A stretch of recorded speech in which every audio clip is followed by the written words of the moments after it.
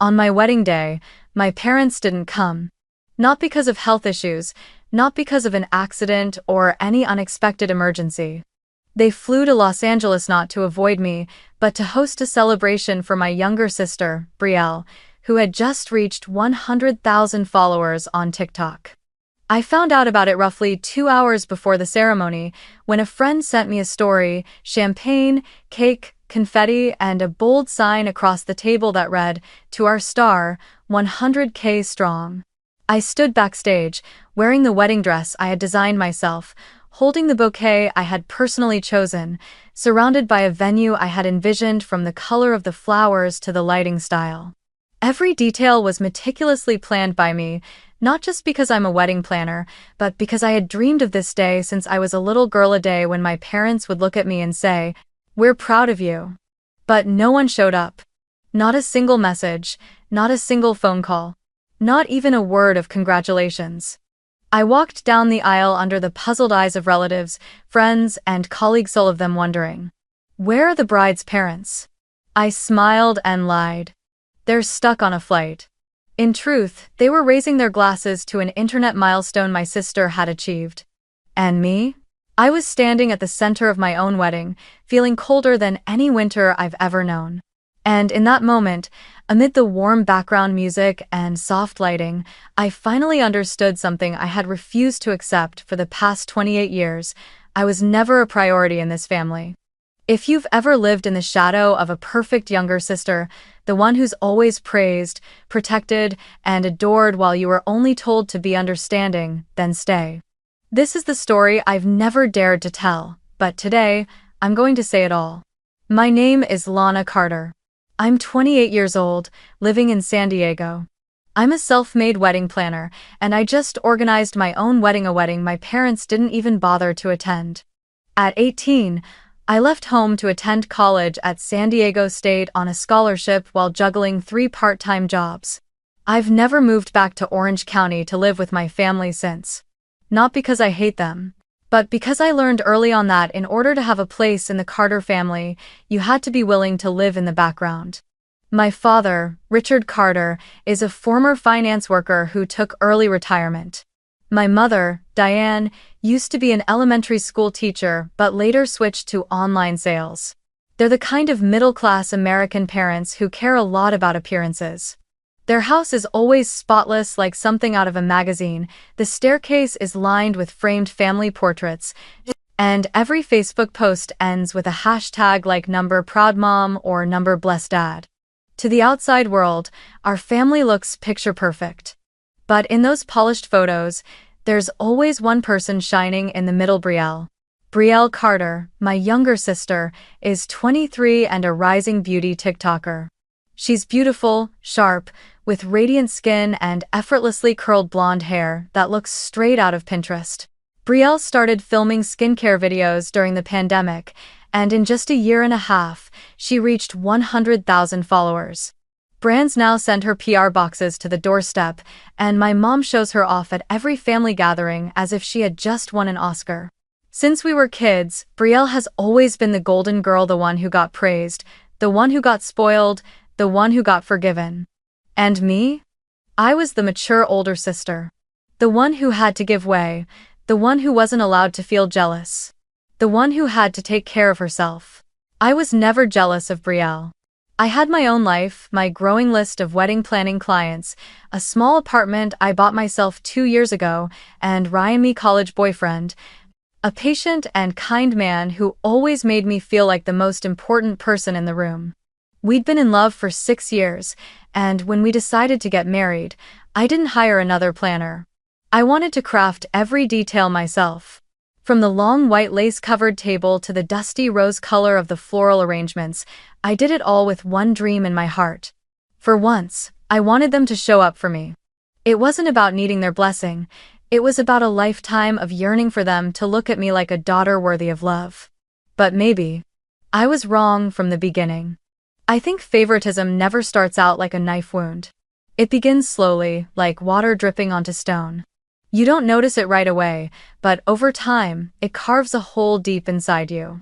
When I was 16, I received the Student of the Year award for the entire state, a distinction given to just one student annually. The school held a formal ceremony, complete with a stage, bright lights, and roaring applause.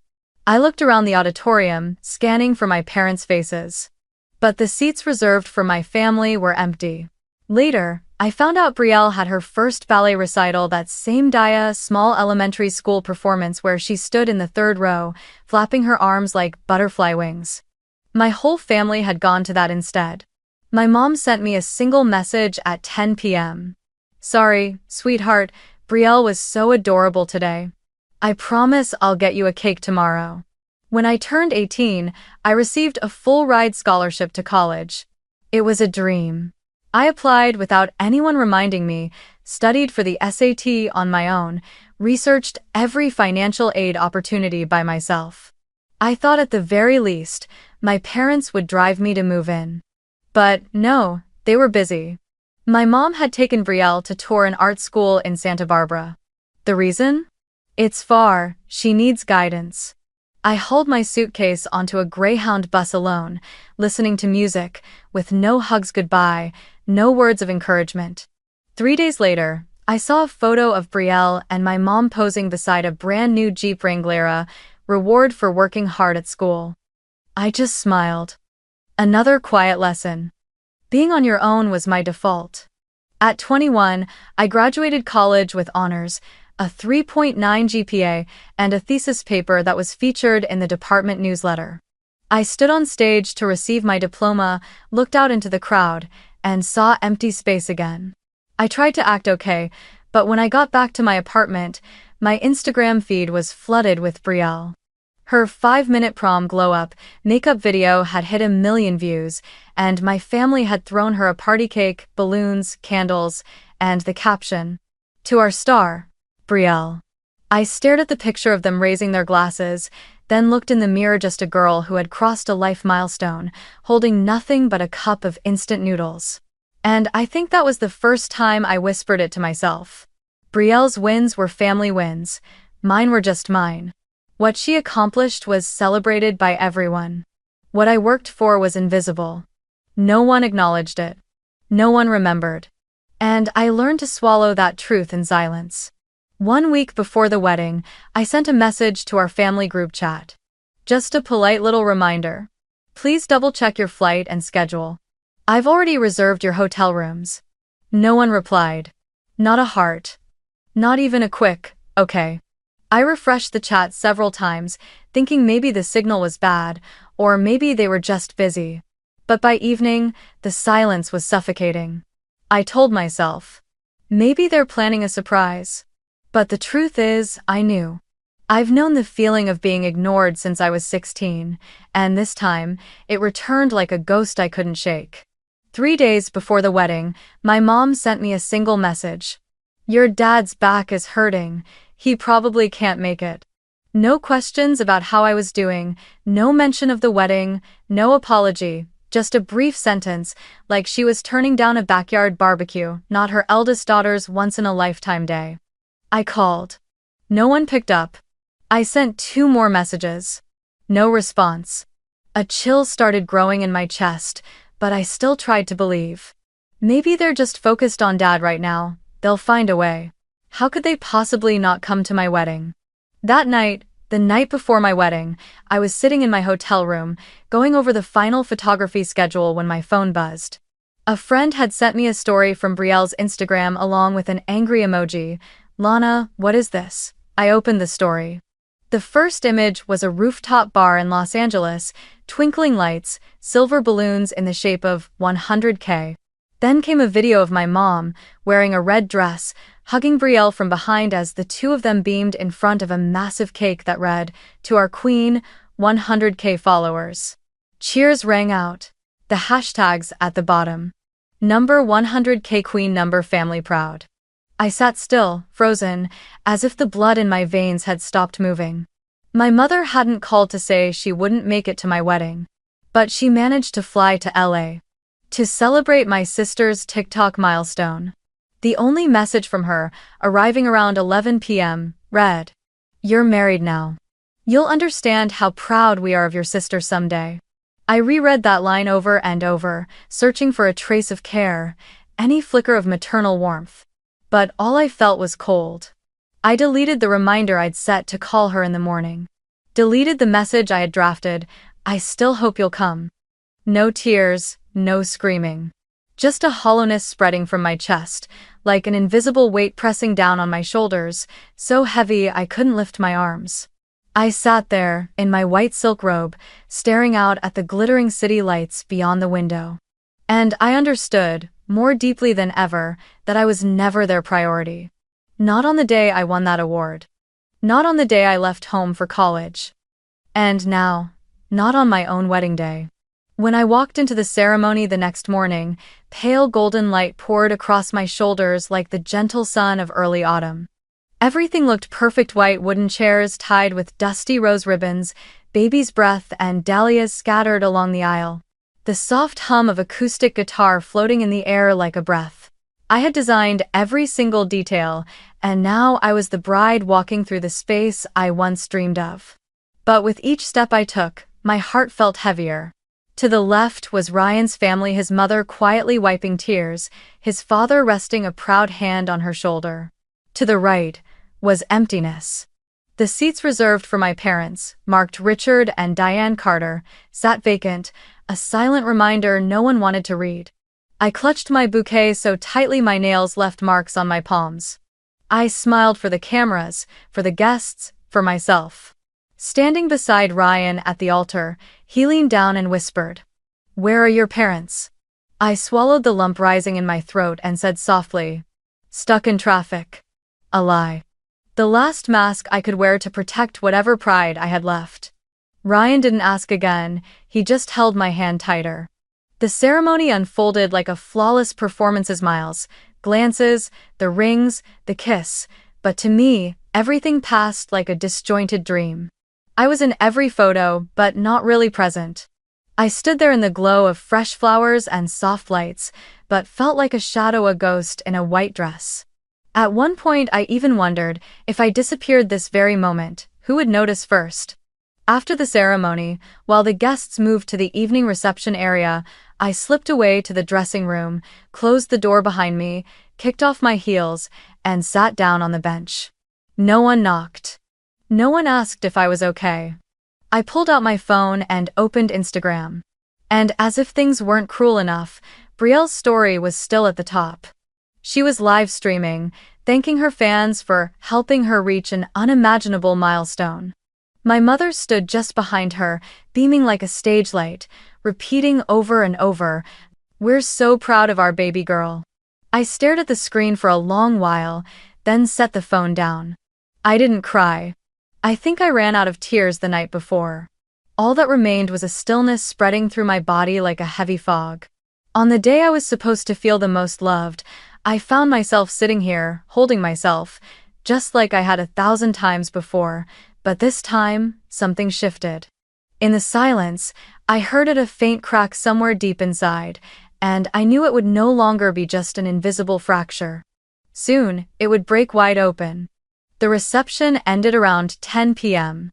As the last guest left, the paper lanterns outside were still hanging between the olive branches, glowing gently in the cool San Diego breeze. Ryan and I sat side by side on the wooden steps behind the venue, two champagne flutes at our feet, quiet like two soldiers returning from an emotional battlefield. Neither of us said anything for a long time. Ryan isn't the kind of person who rushes anything, and I knew he was waiting for me to speak first. But this time, it was him who broke the silence.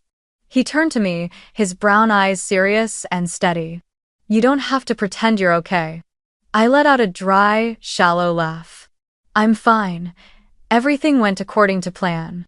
"Lana," he said, placing a hand on my knee. "They didn't come, they didn't even call. You don't have to smile through that." I looked out at the long shadows stretching across the lawn, pressing my lips together. I was used to swallowing the hurt. Used to turning the emptiness into polite silence. But this time, silence wasn't a shield, it was a bottomless pit, and I was falling deeper into it. "Do you think I'm overreacting?" I asked, my voice barely more than a whisper. I mean, maybe they had their reasons. Maybe I'm just being too sensitive. Ryan shook his head, firm. No. You're not being dramatic. You're being honest. And a few moments later, Melissa, my best friend since college, walked out still wearing the square-neck emerald green bridesmaid dress I had chosen for her. She carried 2 mocktails, sat beside me, and said nothing. Just sighed and leaned her head gently against my shoulder. I didn't want to say this at your wedding, she began, her voice light as mist. But this isn't just favoritism, Lana. It's erasure. They've erased you from your own story. You were never allowed to shine. Oz. That sentence hit my heart like a mirror shattering on the floor. I turned my face away, but the tears had already fallen before I noticed. I had tried to be strong, to stay composed, to endure to not be the complicated daughter. But the truth is, I had lived my entire life feeling like I was somehow wrong for existing. I'm not some cold, emotionally distant adult, I said, staring down at my clenched hands. I'm a child who was never properly loved. And I've carried that child with me for 28 years. Ryan wrapped his arm around me, holding me close. Melissa reached for my hand and gave it a gentle squeeze. And today, she said, you don't have to stay silent anymore. I took a deep breath, the first one in months that felt like it truly belonged to me. No more silence, I whispered, like a vow not to them but to myself. No more pretending, no more making excuses for other people. No more accepting invisibility as a default. I will never be silent again. And whatever happens next, no one will see it coming. The next morning, I woke up in our wedding bed, still scented with the faint trace of lavender from the hurried bouquet I'd arranged the night before. Ryan was still asleep, his arm draped across my waist like a silent vow. I lay there beneath the soft morning light filtering through the curtains, and for the first time since the wedding, I didn't feel ashamed of what I was feeling, anger. But not the kind of anger that screams or breaks things. It was a quiet anger, deep and precise. Like a blade pressed gently to the chest, not loud, but sharp enough to change everything. I no longer wanted to beg them to come back. I didn't need an apology. I needed the truth to be acknowledged. And I knew I wouldn't get that through a Facebook post or a tearful phone call in the middle of the night. I would do it the way I've always done everything, with structure, with proof, and with not a single crack in my logic. Early that week, I went to a small family law firm in La Jolla where someone Ryan knew from college worked. I told the story, no embellishments. I talked about abandonment, favoritism, and a college fund I vaguely remembered my grandparents mentioning back in high school, a fund they had set up for both me and Brielle with equal amounts, $25,000 each. The lawyer nodded quietly and said she'd look into it. 3 days later, she called me back. Lana, she said, her voice calm but cold as steel. Your portion of the fund was withdrawn 6 years ago. None of it went to your university. In fact, there were transfers made to a credit card in your parents' name and a tuition payment for a private art school Brielle attended for 1 semester before dropping out. I wasn't shocked. I felt relief. Because for the first time in over a decade, I had something I'd never been able to touch before, evidence. That evening, Ryan and I sat at the small dining table in our apartment, all the lights off except for the glow of the laptop screen lighting our faces. We created a folder titled The Truth, and into it, I began gathering everything I had. Bank statements from my college years showing my parents had borrowed money from my account. Purchase receipts made with my card that I had never authorized. An email from my grandparents referencing the college fund, with a blessing that each child should have equal opportunity. A screenshot of Brielle's 100K celebration story. The message my mom sent on the night of my wedding. You're married now. You'll understand how proud we are of your sister someday. We wrote a short email, polite but direct, and sent it to every relative on both sides of the family. The subject line read, "From Lana, just the truth." The body of the message was simple. I'm not sending this email to create a scandal or to demand anything. I just believe the family deserves to know the full truth about the years I was erased from every family picture. I no longer hold resentment. I only want to be seen. The attached PDF was 22 pages long. Each section was numbered, cited, clear, and free of personal commentary. After that, I wrote a letter by hand. No typing, no fancy formatting.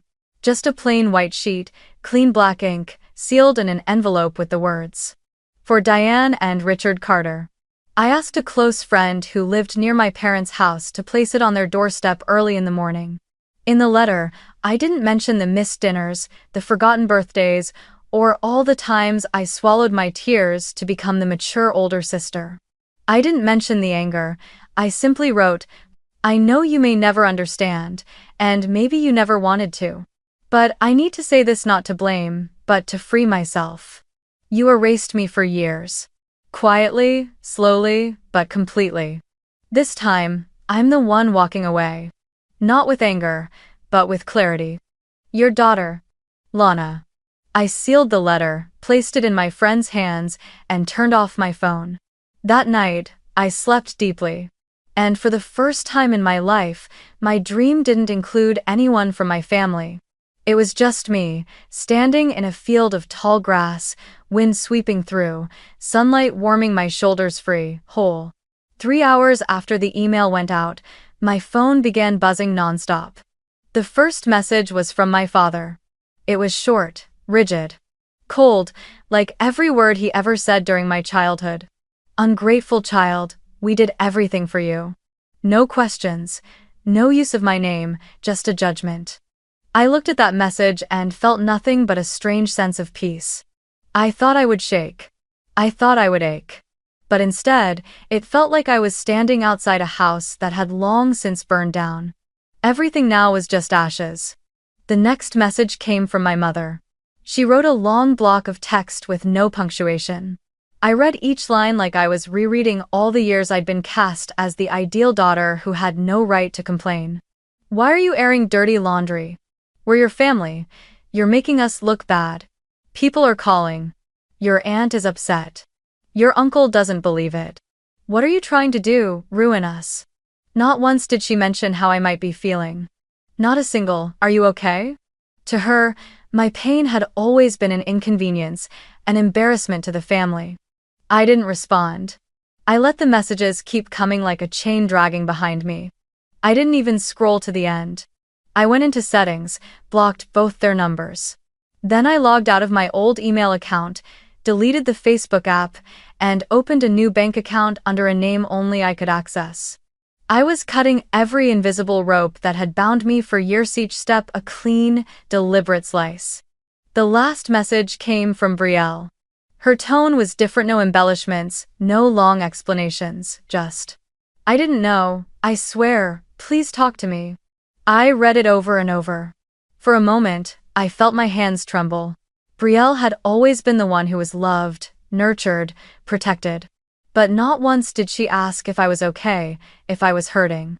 And now, with the curtains pulled back, with the spotlight no longer hers, she turned to look at me and ask, "Where were you?" I locked my phone. I didn't reply. I don't hate Brielle, but I don't owe her anything either. That week, I began therapy with a psychologist named Dr. Morgan, someone Melissa had recommended. In our first session, I didn't say much, just a few words about the wedding, the empty seat, the message that night. "Dr. Morgan simply listened, then softly said, "You've been the invisible daughter your whole life, haven't you?" I nodded. And for the first time, I cried. Not because my parents didn't come, not because my sister had 100K followers, but because, finally, someone saw me. Really saw me. And maybe, just maybe, that was the beginning of something I've never had before, a life where I'm no longer the shadow of anyone else. 3 weeks after the wedding, on a cold, still Sunday afternoon, the doorbell rang at my small apartment in North Park, San Diego.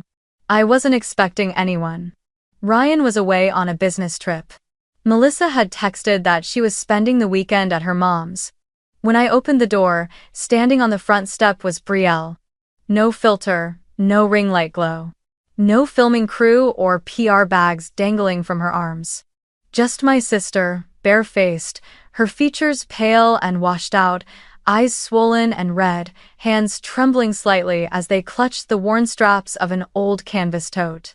"Hey," she said, her voice as small as a breeze slipping through a cracked window. I stood there for a moment, empty inside, then stepped aside to let her in. We didn't hug, no how are yous. No pretending. I handed her a mug of hot chamomile tea. She sat down in the single chair by the window, staring into the cup as if it might speak the words she couldn't find. I sat across from her on the sofa, watching from a distance, waiting. After a long silence, Brielle finally spoke. "I thought you liked being independent," she said, her eyes still fixed on the table. "That's what Mom always said. That you wanted to do things on your own, that you didn't want help, that you were different." I didn't answer right away. I let the silence stretch, let the question hang in the air like an old wound refusing to close. Then I looked up and asked her just one thing. "Did you ever ask me?" That question fell into the room like a slow church bell echoing through an abandoned chapel. Brielle turned her face away, then covered it with her hands and cried. Not the kind of crying she might post online. Not the kind meant for attention or sympathy. But the kind that breaks when something false inside you finally gives way. She cried like a little girl who just realized she wasn't a princess, but a wallen invisible barrier that had been used to keep me small. "I thought I was the chosen one," she choked out, her voice unsteady, like a child lost in a crowded market. "But turns out I was the shield they used to keep you hidden. They put me up front so no one would see what they were doing to you, and I let them." Ah. I looked at her, and she was no longer the TikTok queen or the doted on sister smiling too brightly in every perfect family photo. She was just a young woman, shaped by the same system that had pushed me into silence. I saw someone wounded too, but in a different way. "I didn't know," she said, wiping her tears with her sleeve. "I didn't know about the college fund. I didn't know about the loans in your name. I didn't know you were paying rent at 18. I thought you liked it that way." I nodded gently. "That's the problem, Brielle. You never knew, and you never asked. But now you do." The room fell quiet. No one apologized. No one asked for forgiveness. But I stood up, walked over, and sat beside her. We didn't speak. She leaned her head on my shoulder, the way she used to when we shared that white bunk bed as kids. Her back trembled slightly, and I closed my eyes, breathing in deeply. We hadn't healed everything. We hadn't unpacked a lifetime. But in that moment, I knew something had begun. Not forgiveness. But space. Space for the truth to breathe. Space for sisterhood, once misshaped by conditional love, to find its original form again. A form that was raw, imperfect, but real. And just like that, the healing began for me, for us, quietly, without needing likes, only needing to be heard. A year passed like a warm breeze, and I was no longer the woman sitting in a dressing room, knees tucked to chest, surrounded by fallen petals because my parents' chairs were empty. After that wedding, Ryan and I opened a small studio called Lantern and Lace, nestled in Kensington, San Diego, a neighborhood of white picket fences, vintage cafes, and neighbors who smile when you pass by with your dog. The studio was only about 900 square feet, but every corner was curated like a soft whisper to my childhood. At last, we have a place of our own. Ryan handled finances and tech. And me? I was the soul of every ceremony. From a lesbian bride who wanted a barefoot beach wedding to an elderly couple marrying again at 70, I listened to their stories like I was being loved all over again through them. Every bouquet I arranged, every string light I hung, was a stitch over a place in me that had once been torn. The business grew slowly, not viral, not explosive, but steady, like the heartbeat of someone who's finally at peace. And Brielle. She enrolled in a communications program at a small public college in Riverside. She no longer films TikToks, or if she does, they're simple vlogs, shots of her studying, cooking, talking about a particularly emotional therapy session. One day, she sent me a 30-second clip of herself reading by the window with the caption, "Learning to live without needing an audience." I watched it and stayed silent for a long, long time. My mother texted a few times after everything. The messages came with no subject, no greeting, no signature. They'd arrive at odd hours, as if she wrote them in the dark, hoping no one would see. They were fragments. "I'm sorry I didn't come that day," or "I didn't think things would go this far." Sometimes she blamed misunderstandings. Sometimes it was her age, her emotions being too difficult to manage. But never once did she say the 4 words I needed most. I was wrong. Not once did she admit, "I hurt you." She only regretted that things had been exposed, never that I had been abandoned. I read those texts once, then deleted them. No reply, no saving. No keeping them in my heart. Not because I was angry, but because I had stopped waiting. I was no longer that 20-something girl who believed that if she was just good enough, obedient enough, her mother would turn around and pull her into her arms. I had filed that drawer away, the one where I stored all the unmet hopes. And I had locked it with a silence I needed in order to fully live in the present. As for my father, he never messaged. Not a single word, no questions. No gestures.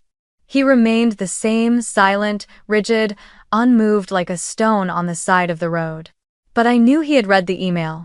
Knew he'd studied every word, every page of the file I sent. A man like him never ignored anything that might affect his image. And I knew deep in his mind I would always be the traitor. The daughter who soiled the family's reputation by daring to tell the truth. And then, 1 year after our wedding back at that same studio, Ryan and I hosted a small anniversary gathering. Just close friends, a few clients who'd become like family, and of course, Brielle and her new boyfriend, a soft-spoken sculptor. Out on the small patio behind the studio, we strung golden fairy lights from pole to tree, played slow music, and laid out a simple but cozy dinner table. Melissa brought a homemade chocolate cake, and Ryan read a poem he had written just for me, resting his hand gently on my back as I laughed until tears blurred my vision. I stood there, beneath the lights and the sound of laughter, wearing a simple off-white linen dress. There were no parents posing for photos beside me. No big speeches from the people who gave me life. But I didn't feel like anything was missing. Because I had learned how to show up for myself, day after day, without waiting for someone else's permission to take the stage of my own life. They didn't show up, I thought, as I raised my glass to clink softly against Ryan's, so I showed up for myself. Have you ever had to choose yourself even when it meant walking away from family? If you've ever lived in someone's shadow, if you've ever tried your hardest only to be dismissed as the one who doesn't need attention, I hope my story reminds you of something simple, yet deeply true. You deserve to take up space. You have the right to exist, to be loved, and to be seen not because you're perfect, but simply because you are you. If you're on the journey of learning how to love yourself, share your story in the comments below. I read every word, and every story you tell is part of this community. Like, share, and subscribe if you believe love shouldn't have to hurt to be real. Because sometimes, the bravest thing you'll ever do isn't standing up to the world. It's standing up to your own family and choosing to walk away, for your own sake. See you in the next story.